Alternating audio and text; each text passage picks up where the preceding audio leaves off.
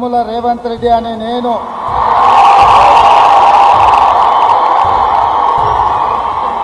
7 दिसंबर 2023 को जैसे ही ये आवाज गूंजी, तेलंगाना में एक नए युग की शुरुआत हो गई, क्योंकि 54 साल के रेवंत रेड्डी ने कमान संभाल ली और तेलंगाना के नए सीएम बन गए। इसके साथ ही राहुल के विश्वास, अपने बदले और कसम को रेवंत रेड्डी ने पूरा कर दिखाया। యనమల రేవంత్ రెడ్డి అనే నేను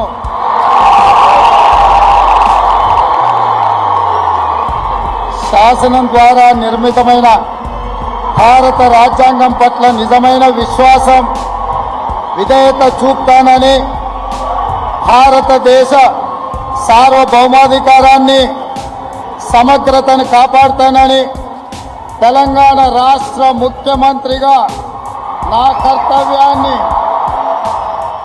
तो कौन है ये रेवंत रेड्डी जो कभी मंत्री नहीं बन पाए लेकिन अब सरकार बन गए हैं, और उनके सीएम बनते ही उनकी कसम भी पूरी हो गई है, क्योंकि ठीक 8 साल पहले रेवंत ने कसम खाई थी कि केसीआर को जड़ से उखाड़ फेंकना है, और अब उन्होंने ये कर दिखाया। 8 साल पहले खाई गई कसम को पूरा करने के लिए रेवंत ने 3 साल पहले काम करना शुरू किया था। ये साल था 2020, जब उन्हें मोहम्मद अजहरुद्दीन की जगह राज्य में कांग्रेस का अध्यक्ष बनाया गया।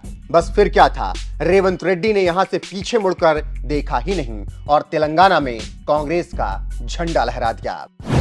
रेवंत रेड्डी का राजनीतिक सफर, छात्र राजनीति से शुरुआत की, एबीवीपी का दामन थामकर सफर शुरू किया। इसके बाद टीडीपी में गए, 2 बार विधायक बने, लेकिन साल 2017 में कांग्रेस का दामन थाम लिया।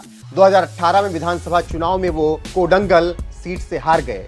कांग्रेस की टिकट पर 2019 में लोकसभा चुनाव जीते। साल 2021 में उन्हें तेलंगाना कांग्रेस का अध्यक्ष बनाया गया।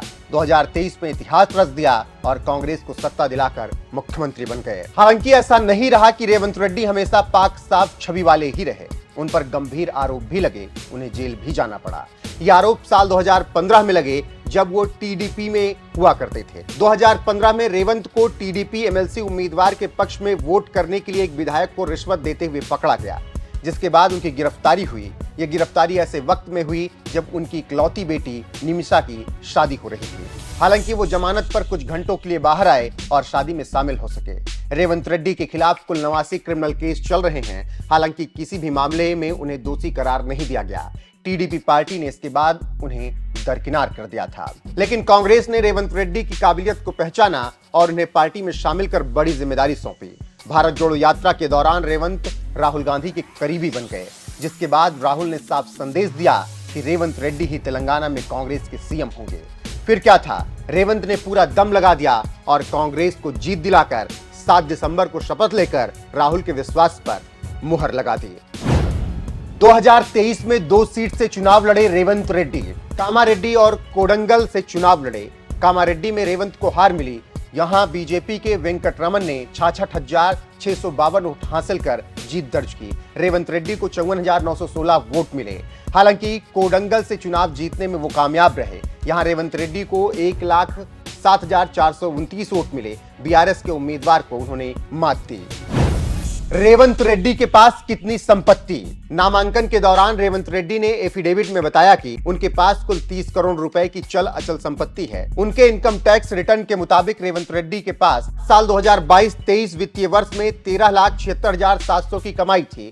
2021-22 में उनकी कुल इनकम 14,31,580 थी। फिलहाल तेलंगाना में रेवंत राज शुरू हो चुका है और जो चाहा, जैसा चाहा, रेवंत रेड्डी ने उसी तरीके से सब कुछ हासिल भी कर लिया। अब राज्य विकास की ओर देख रहा है और कांग्रेस अपने नए सेनापति के उदय को देख रही है।